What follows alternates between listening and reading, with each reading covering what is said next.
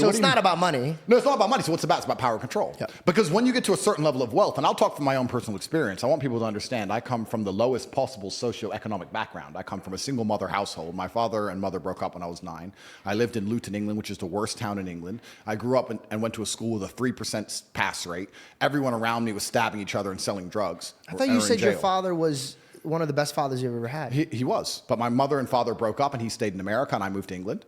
And he wasn't financially successful, but he taught me other lessons. Gotcha. And I'm glad he didn't give me money, because I think that a harsh upbringing and a harsh life makes a man a man. I don't think you learn a lesson any other way. But I come from the absolute bottom, and now I'm up at a position where we have a very large empire. A lot of it is shadow. Most people don't know what it is. But even our overt things, even our university and things that are online, are turning over $15, $20 million a week. So we're doing crazy sums of money. So I've been from the absolute bottom to the absolute top. I've seen it all. And once you get past a certain level of wealth, once you get past a certain level of money, yeah, but then you understand what money is, right? So we say about money not being real. Money is not real from a governmental perspective because they just print it. It's nothing. But money is truthfully the stored time and energy of other people.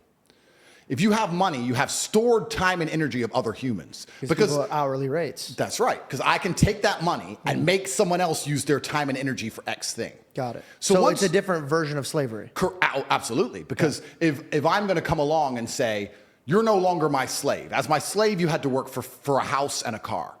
You're no longer my slave. In slavery, let's actually look at slavery. Slavery began that way. Yeah, and slavery said, you work on my plantation, I give you somewhere to eat. Or I'll give you my daughter. Yeah.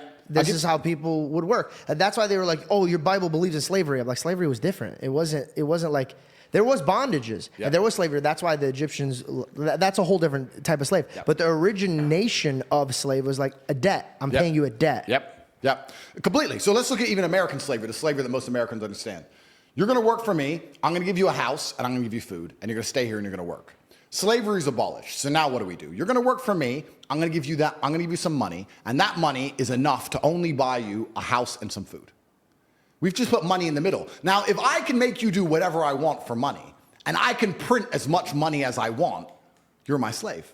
Because I can print it from the sky, and you need it to live. So you are my slave. Money's not real. So I have all of this money. I have the stored time and energy of other humans. And once you get past a certain level of wealth, you understand, which ties back to COVID, that you're not interested in money. What you're interested in is people. It's always been about having good people around you. You want a beautiful, doting, loving woman who's obsessed with you. You want good brothers who will stand by you and make you motivated.